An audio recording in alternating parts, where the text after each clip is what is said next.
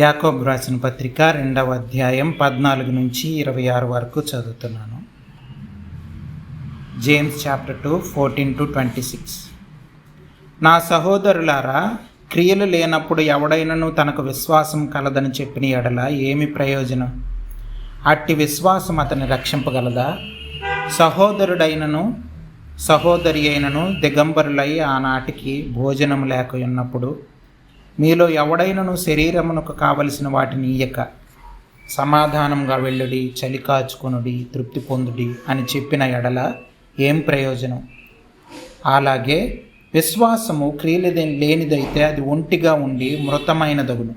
అయితే ఒకడు నీకు విశ్వాసం ఉన్నది, నాకు క్రియలున్నవి, క్రియలు లేకుండా నీ విశ్వాసం నాకు కనబరచుము, నేను నా క్రియల చేత నా విశ్వాసం నీకు కనబడుతున్నని చెప్పును. దేవుడు ఒక్కడే అని నీవు నమ్ముచున్నావు, అలాగూ నమ్ముట మంచిదే.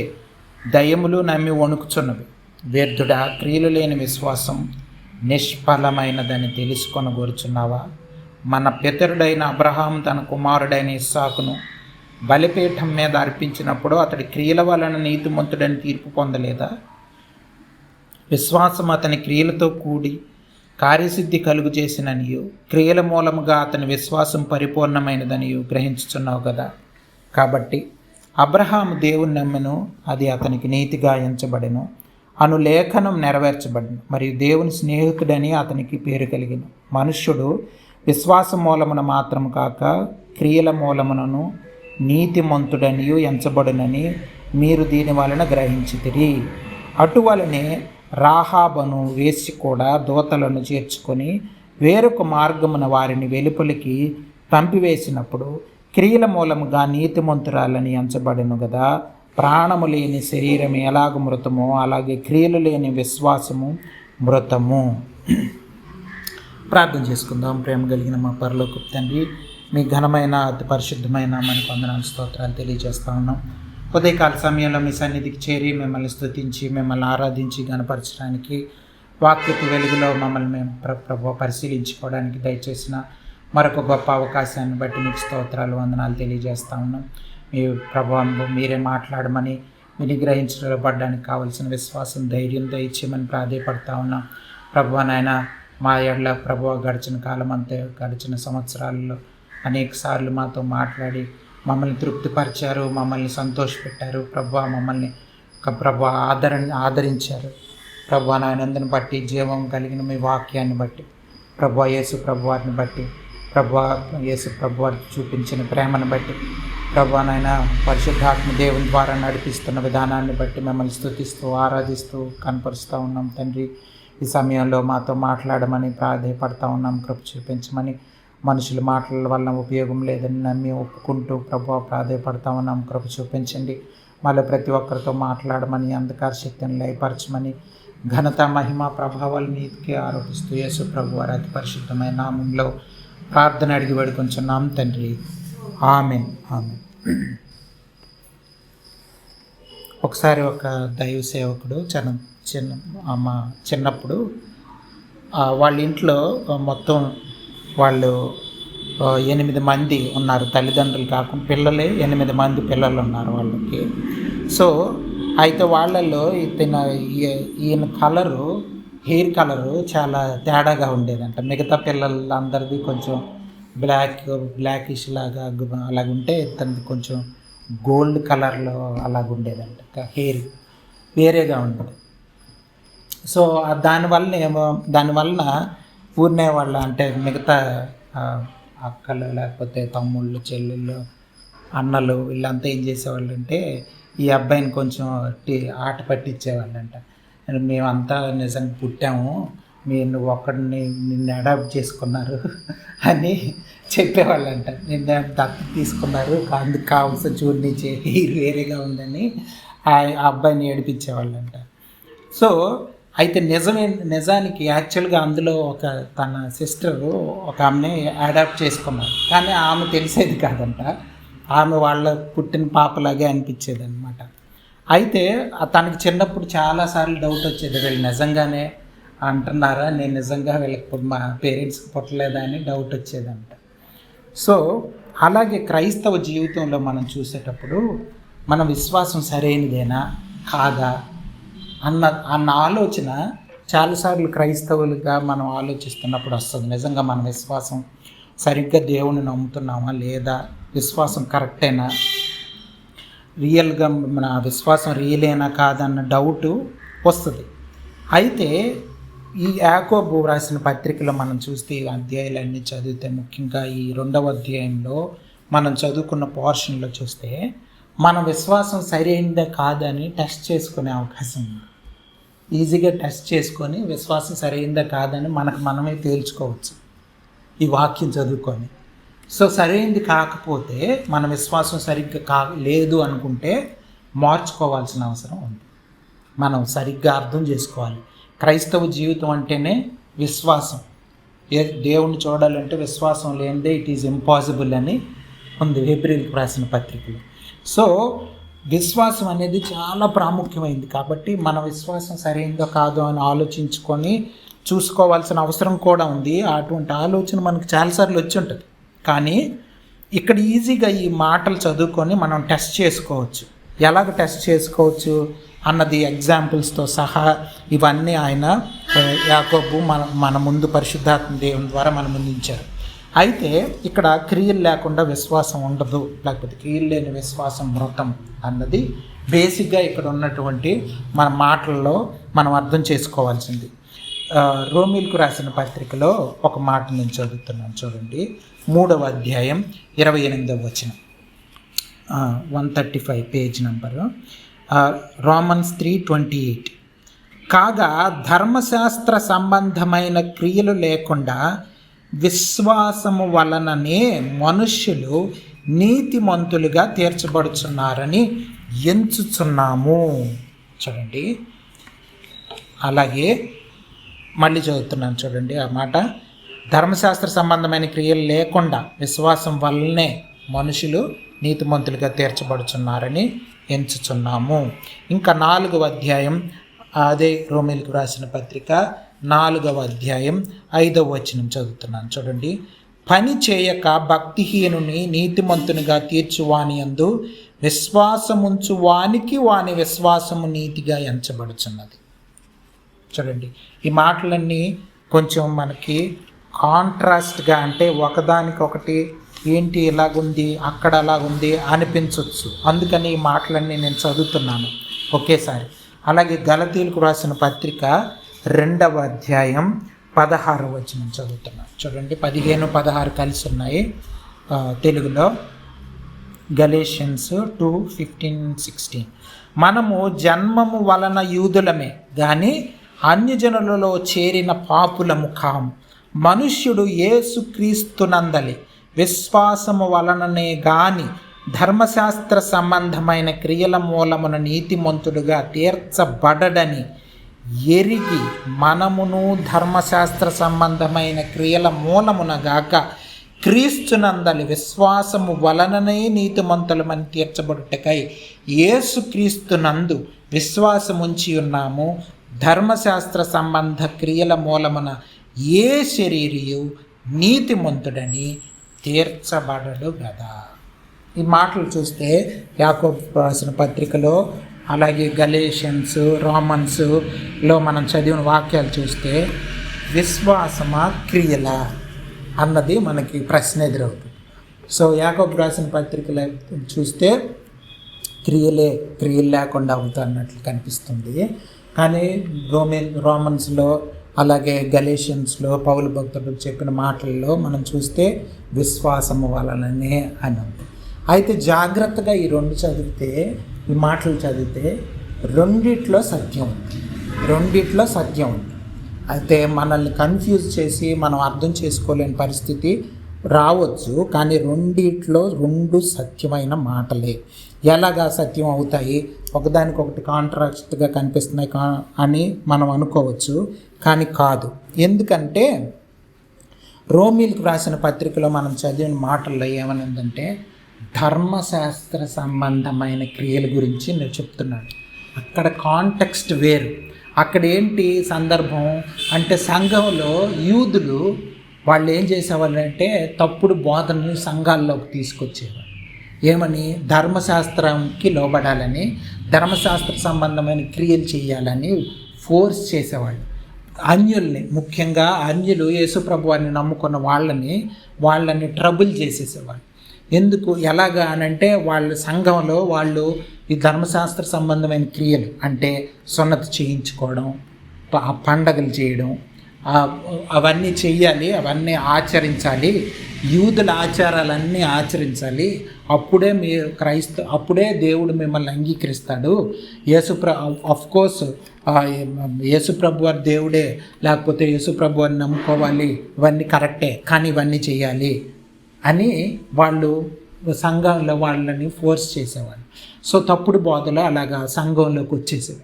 పౌలు భక్తుడు చెప్పిన సువార్త అంతా నీళ్లలో కలిపేయడానికి సైతాను ఈ విధంగా ప్రజల్ని ప్రొవోక్ చేసి, యూదుల్ని ముఖ్యంగా ప్రొవోక్ చేసి వాళ్ళని సంఘంలో డిస్టర్బెన్స్ క్రియేట్ చేసేవాడు.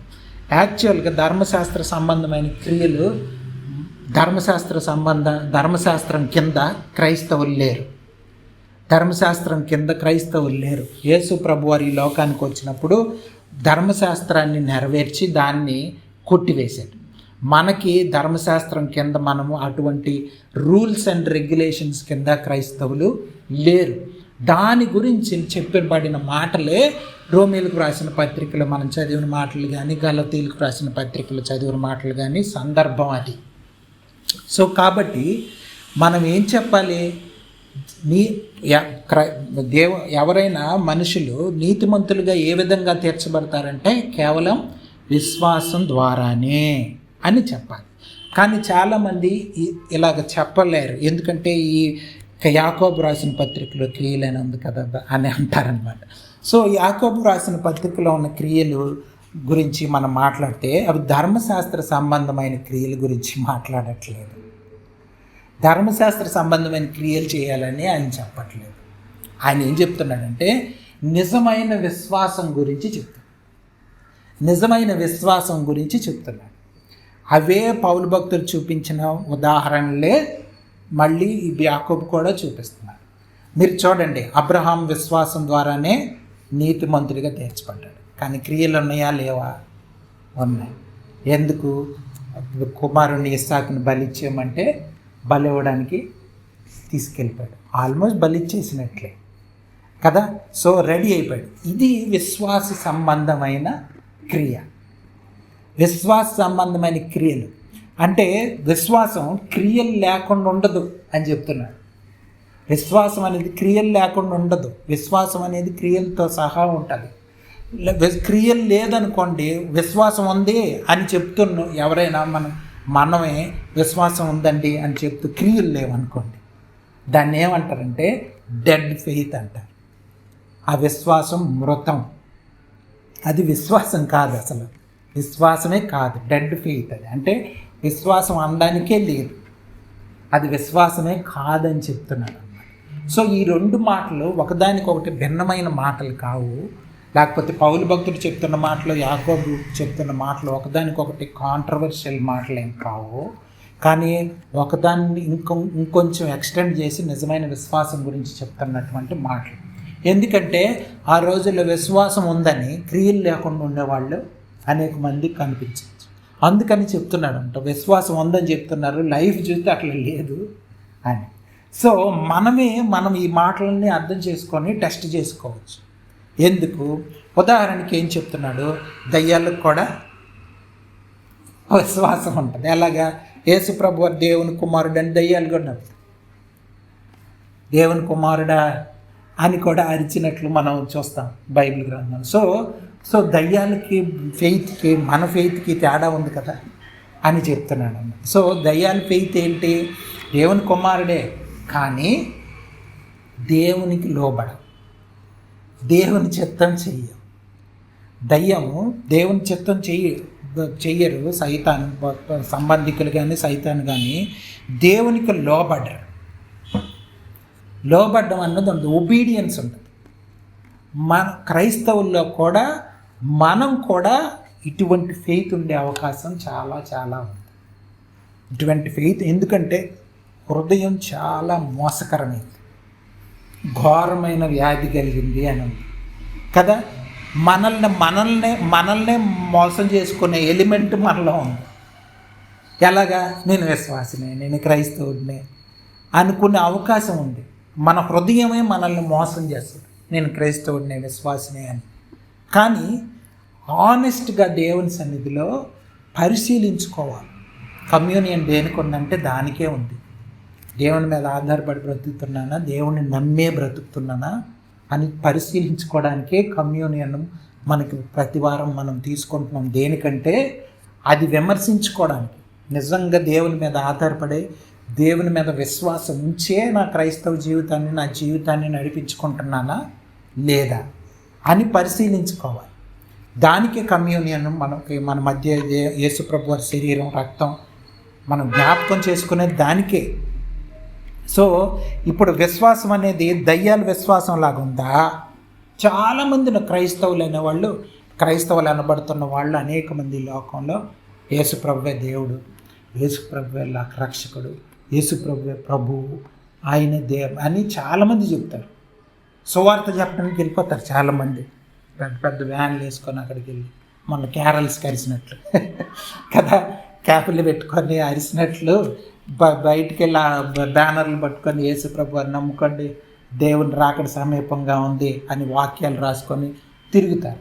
కానీ వాళ్ళు కూడా టెస్ట్ చేసుకోవాలి, నిజంగా విశ్వాసం ఉందా లేదా అని. ఎందుకు టెస్ట్ చేసుకోవాలని అంటే మనం మోసపోయే ఎలిమెంట్ మనలో ఉంది. హృదయం మనల్ని మోసం చేసేసి, క్రైస్తవుడే నువ్వు మేము తాతగారి నుంచి అక్కడ ముత్తాతల దగ్గర నుంచి క్రైస్తవులే మీరంతా, మళ్ళీ ఆ డౌట్ ఎందుకు అనిపించే అవకాశం ఉంది. కానీ బైబిల్ గ్రంథం అట్లా చెప్పట్లేదు. బైబిల్ గ్రంథం అలా చెప్పట్లేదు. క్రైస్తవులు అనేవాళ్ళు ఎవరంటే యేసు ప్రభు వారికి లోబడేవాళ్ళు, దేవునికి లోబడేవాళ్ళు, దేవుని మాటకు లోబడేవాళ్ళే క్రైస్తవులు. ఈ లోకానికి, శరీరానికి, వాటికి లోబడేవాళ్ళు, పాపానికి లోబడేవాళ్ళు క్రైస్తవులు కాదు. క్లియర్ కట్ మార్కింగ్ ఉంది. సో ఇది మనం అర్థం చేసుకోవాలి. చూడండి, మాట చదువుతున్నాను మత్తయి సువార్తలో 7వ అధ్యాయం 17వ వచనం. మత్తయి సువార్త 7వ అధ్యాయం 17వ వచనం.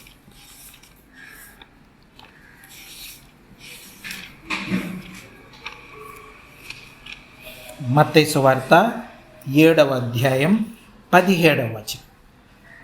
అలాగుననే ప్రతి మంచి చెట్టు మంచి ఫలములు ఫలించును, పలికి మాలిన చెట్టు కాని ఫలములు ఫలించు. చూసారా, మంచి చెట్టు కాని ఫలములు ఫలింపనేరదు, పనికి మాలిన చెట్టు మంచి ఫలములు ఫలింపనేరదు. Simple definition. క్రిస్టియన్స్ అంటే ఆత్మ ఫలం ఫలించే వాళ్ళే క్రైస్తవులు. ఆత్మఫలం, ప్రేమ, సంతోషం, సమాధానం, దీర్ఘశాంతం ఇవన్నీ కూడా మనలో కనిపిస్తున్నాయా లేవా? అవి ఎలా కలుగుతాయి? పరిశుద్ధాత్మ దేవునికి లోబడితే, దేవుని వాక్యాన్ని చదువుకొని గౌరవించి దానికి లోబడితేనే ఈ ఆత్మఫలం వస్తుంది. నిజమైన ప్రేమ మనలో ఉండదు, సంతోషం ఉండదు, సమాధానం, నిజమైన సమాధానం ఉండదు, దీర్ఘశాంతం, నిజమైన దీర్ఘశాంతం వేరు, ఈ లోకంలో మనం అనుకుంటున్న దీర్ఘశాంతం వేరు. నిజమైన ప్రేమ వేరు, మనం అనుకుంటున్న ప్రేమ వేరు. నిజమైన శాంతి వేరు, మనం అనుకుంటున్న శాంతి సమాధానాలు వేరు. నిజమైన శాంతి సమాధానాలు, నిజమైన ప్రేమ దేవుని నుండే వచ్చేవే. నిజమైన ప్రేమ, శాంతి, సమాధానం మనిషి నుంచి ఇటువంటి నిజమైన ప్రేమ, నిజమైన సంతోషం, సమాధానం వచ్చే అవకాశం లేదు. అందుకనే మనం దేవునికి సమర్పించుకొని దేవుని చిత్తమే చేస్తేనే ఇవి బయటపడతాయి. దేవుని వాక్యానికి లోబడితేనే ఇటువంటి లక్షణాలు మనలో నుంచి బయటకు వస్తాయి. లేకపోతే ఏమవుతుందంటే మన పరిస్థితి చూడండి, అదే 7వ అధ్యాయం మత్తయి సువార్త 21వ వచనం చదువుతున్నాను. ప్రభువా ప్రభువా అని పిలుచు ప్రతివాడును, నన్ను పిలిచి ప్రతివాడును పరలోక రాజ్యంలో ప్రవేశింపడు, కానీ పరలోకమందున్న నా తండ్రి చిత్త ప్రకారం చేయువాడే ప్రవేశించును. 22 ఆ దినమందు అనేకులు నన్ను చూచి ప్రభువా ప్రభువా మేము నీ నామమును ప్రవచించాము, దయ్యాలు వెళ్ళగొట్టాము, అద్భుతాలు చేశాము చూసారా? ఇవన్నీ చెప్తుంటే యేసుప్రభు దేవుడు ఏమంటున్నాడంటే, నేను మిమ్మును 23 నేను మిమ్మును ఎన్నడును ఎరుగను. చూసారా? ఇది చాలా డేంజరస్ కండిషన్. వీళ్ళు ఏమనుకుంటున్నారు? హృదయంతో మోసపోయారు. వాళ్ళ హృదయమే మోసం చేసింది వాళ్ళని. ఏమని? మీరు క్రైస్తవులు, కావలిస్తే చూడండి, మీరు దయ్యాలు కొట్టారా లేదా, అద్భుతాలు చేశారా లేదా, మీరు దేవుని నామాన్ని ప్రకటించారా లేదా అని వాళ్ళని మోసం చేసేసి వాళ్ళు ఏం చేస్తున్నారు? ఇదేంటి దేవా, ఇదేం షాకింగ్ మాకు, జీవితాంతం ఇంత పని చేసి పరిచర్య చేసామనుకుంటుంటే చీరా చూస్తే తెలియదు, మీరెవరో తెలియదు అంటే ఇంకంతకన్నా ఘోరమైన షాకింగ్ ఇంకొకటి లేదు. సో అందుకని ఈ లోకంలో ఉంటున్నప్పుడే మనం మన విశ్వాసం సరైనదా కాదా అని టెస్ట్ చేసుకోవాల్సిన అవసరం ఉంది. దయ్యాలు లాంటి విశ్వాసమా, లేకపోతే నిజంగా యేసుప్రభు వారి మీద ఆధారపడే పరిశుద్ధుల్లాగా శిష్యుల్లాంటి విశ్వాసం మనం కనబరుస్తున్నామా? దేవునిలో నిద్రించినటువంటి పరిశుద్ధుల లాంటి విశ్వాసం మనం కనబరుస్తున్నామా? అబ్రహాము లాంటి విశ్వాసం కనబరుస్తున్నామా లేదా అన్నది మనం అర్థం చేసుకో. అబ్రహామును ఇంకా ఈమె చూడండి, రాహాబును జ్ఞాపకం చేస్తున్నాడు. రాహాబు వీళ్ళ దేవుడు గొప్పోడు అని తెలుసుకొని గ్యారంటీగా ఇది దేవునికి ఇష్టం లేని ప్రాంతము, గ్యారంటీగా ఇక్కడ వీళ్ళని వాళ్ళు మిగతా దేశాలను ఎలాగైతే జయిస్తూ వస్తున్నారో ఈ ప్రాంతం కూడా ఆటోమేటిక్గా జయిస్తారు, ఎందుకంటే వాళ్ళు దేవుడు గొప్పవాడు అని నమ్మి వాళ్ళకి ఇశ్రాయేలీలకి సహాయం చేయడానికి తన ప్రాణాన్ని సైతం రిస్క్ చేయడానికి ఇష్టపడి అబ్రహాము తన కుమారుడి ప్రాణాన్ని సైతం రిస్క్ చేస్తాడు. తనకి ఎంతో ఇష్టమైనటువంటి కొడుకు ప్రాణాన్ని సైతం. అది విశ్వాస సంబంధమైన క్రియలు అంటే అవి. ధర్మశాస్త్ర సంబంధమైన క్రియలు వేరు. అవేంటి? సున్నతి చేసుకోవడం, లేకపోతే పండగలు చేయడం, లేకపోతే 10వ వంతు ఇవ్వడం, లేకపోతే ఇలాంటివన్నీ కూడా ధర్మశాస్త్రం సంబంధమైన క్రియలు. ఉపవాస ప్రార్థనలు చేయడం, ఇవన్నీ కూడా అంటే మనం అనుకోని ఇవన్నీ చేయకూడదు అనుకోకండి దయచేసి. ఉపవాస ప్రార్థన చేయొచ్చు దేవుని నడిపింపు ద్వారా. దేవుడు మనల్ని నడిపించినప్పుడు మనకి ఇంక భోజనం చేయి బుద్ధి అవుతుంది. అటువంటిది నిజమైన దేవుని నడిపింపు వస్తుంది. అప్పుడు మనం ఉపవాస ప్రార్థన చెయ్యాలి. మనకు దేవుడు అటువంటి భారం ఇస్తాడు. అప్పుడు ఇంకా మనం ఏమీ ఆలోచించలేము. దేవుని పరిశుద్ధాత్మ దేవుని యొక్క నడిపింపు వచ్చింది. అప్పుడు మనం నేను వారానికి 3 సార్లు ఉపవాసం ఉంటున్నా, నేను ప్రతి శనివారం ఉపవాసం ఉంటా అని ఎవరికి చెప్పాం. ఎందుకంటే మనలో అటువంటిది లేదు. దేవుని నడిపించేది నేను చేశానంతే. మనకు గుర్తు కూడా ఉండకపోవచ్చు పలానా టైంలో ఉపవాసం ఉన్నామన్న విషయం. ఎందుకంటే అది దేవుడు మన చేత నడిపించబడి మనం ప్రార్థన చేసాం. అంతేగాని మన గొప్పతనం అందులో ఏమి లేదన్నది మనం తెలుసుకుంటాం. సో ఇది నిజమైనటువంటి విశ్వాసం అని మనం అర్థం చేసుకోవాలి. చూడండి, కొరింథీయులకు రాసిన పత్రికలో ఒక మాట చదువుతున్నాను. కొరింథీయులకు రాసిన పత్రిక, 1 కొరింథీయులకు రాసిన పత్రిక 6వ అధ్యాయం, 1 Corinthians chapter 6, 9-11. కొరింథీయులకు రాసిన 1 పత్రిక 6వ అధ్యాయం 9 నుంచి 11 వరకు చదువు. అన్యాయస్తులు దేవుని రాజ్యమునకు వారసులు కానేరని మీకు తెలియదా?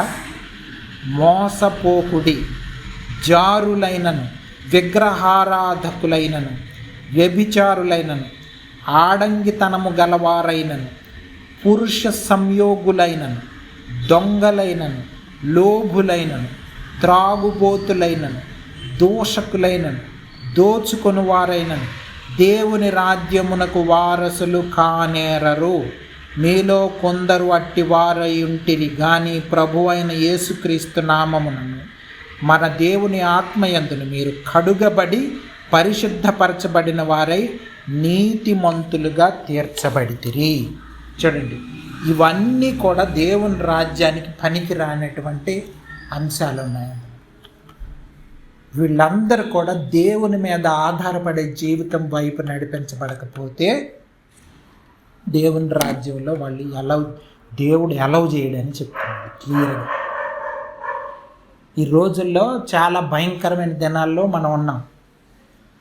పురుష సంయోగులు లేకపోతే నపుంసకులు ఇటువంటి వాళ్ళు కూడా అటువంటి మ్యారేజెస్ని సపోర్ట్ చేసే చర్చెస్ ఉన్నాయి, లేకపోతే అటువంటి సిస్టమ్స్ని సపోర్ట్ చేసే వాళ్ళు ఉన్నారు. సో మనం చాలా జాగ్రత్తగా ఈ భయంకరమైన దినాల్లో మనం ఉన్నాం కాబట్టి చివరి దినాల్లో మనం ఆనెస్ట్గా మోసపోకండి అని రాసింది అక్కడ క్లియర్గా. మోసపోకండి, ఎందుకంటే మోసకరమైన దినాల్లో మనం ఉన్నాం. మనల్ని మనమే మోసం చేసుకునే పెద్ద ఎలిమెంట్ ఉంది మనలో. మన హృదయమే మోసకరమే. కాబట్టి దేవుని మీద ఆధారపడి బ్రతుకుతున్నామా లేదా అని మనం ఎప్పుడూ ఆలోచించుకోవాల్సిన అవసరం ఉంది.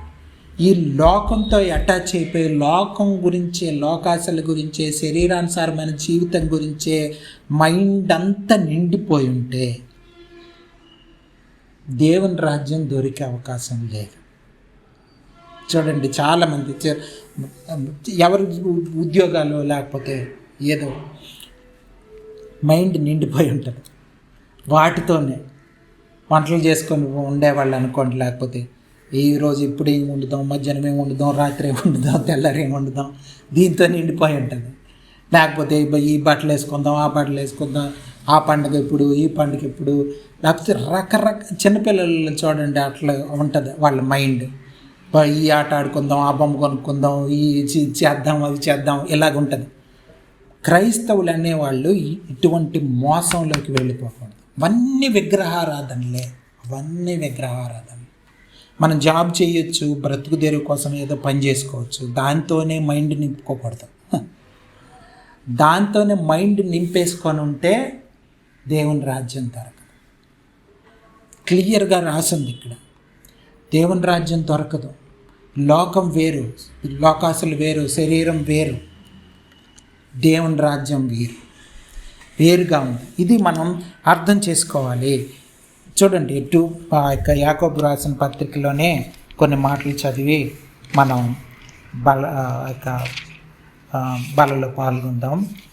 యాకోబు రాసిన పత్రిక 2వ అధ్యాయం 19వ వచనం చదువుతున్నాను. చూడండి, దేవుడు ఒక్కడే అని నీవు నమ్ముచున్నావు, అలాగ నమ్ముట మంచిదే, దయ్యాలు కూడా నమ్మి వణుకుచున్నాయి. ఇంకా 20, వ్యర్థుడా క్రియలు లేని విశ్వాసం నిష్ఫలమైనదని తెలిసి కొనగోరుచున్నావా? మన పితరుడైన అబ్రహాము చూడండి, ఆ బలిపీఠం మీద అర్పించినప్పుడు అతని క్రియల వల్ల నీతిమంతుడని తీర్పు పొందలేదా? అంటే విశ్వాసం ఉందని క్రియలు లేకుండా ఉన్న వాళ్ళు అనుకునే మోసపోయే అవకాశం. క్రియలేం లేవు, విశ్వాసం ఉందని మోసపోయే అవకాశం. విశ్వాసం ఉంది కానీ క్రియలు లేకుండా ఉండే అవకాశం ఉంది. అంటే నిజమైన విశ్వాసంలో ప్రజలు ఉండకుండా ఉండే అవకాశం ఉంది, డెడ్ ఫెయిత్లో ఉండే అవకాశం ఉంది. అందుకే ఈ మాట చెప్తున్నాడు, క్రియలు లేకుండా. సో కాబట్టి అబ్రహాము దేవుని నమ్మెను, అతనికి నీతిగా ఎంచబడిను అను లేఖనము నెరవేర్చబడింది. మరియు ఆ లేఖనం ఎట్లా నెరవేర్చబడింది? ఆ క్రియ చేశాడు కాబట్టి. నమ్మాడు అన్నది ప్రూఫ్ ఉంది, ఆ నమ్మకంలో ప్రూఫ్ ఉంది. నమ్ముతున్నాం అంటే ప్రూఫ్ ఏది? అది మనం టెస్ట్ చేసుకోవాలి, ఎవరికి వాళ్ళే టెస్ట్ చేసుకోవాలి. లేఖనం మరియు దేవుని స్నేహితుడని అతనికి పేరు అలాగే అందుకే కలిగి. దేవుడు ఎట్లా తెలిసాడు? దేవుడు నాకు తెలుసు అని అబ్రహాం గురించి చెప్తున్నాడు. అబ్రహామా నా ఫ్రెండే అని చెప్తున్నాడు. ఎంత క్లియర్గా, ఎట్లా? ప్రూఫ్ ఉంది, నమ్ముతున్నాడు అన్న ప్రూఫ్. అది మనం అర్థం చేసుకోవాలి. అలాగే రాహాబ్ కూడా ప్రూఫ్ ఉంది. ఆమె కూడా విశ్వాసం ప్రూవ్ అయిపోయింది. దేవుని సన్నిధిలో రాహాబ్కి నాకు తెలుసు అని చెప్పాడు. రాహాబ్ వెళ్ళినప్పుడు ఎస్. కానీ మనం దేవుని సన్నిధికి వెళ్ళినప్పుడు చెప్తాడా దేవుడు నిజంగా నాకు తెలుసు అని చెప్తాడా, లేకపోతే ఎవరో నాకు తెలియదు అనేస్తాడా అని ఆలోచించుకోవాలి. అది ఇక్కడే పరిశీలించుకోవాలి. మనం ఆనెస్ట్గా పరిశీలించుకొని ఈ బలలో పాల్గొనాలి. ఒకవేళ లేకపోతే విమర్శించుకొని మనల్ని మనమే దేవుని సన్నిధిలో అర్థం చేసుకొని రీకమిట్ చేసుకోవాలి, దేవునికి కమిట్ చేసుకోవాలని పరిశుద్ధాత్మ దేవుడు మనకి వాక్యాన్ని జ్ఞాపకం చేస్తున్నాడు. ప్రార్థన చేసుకుందాం.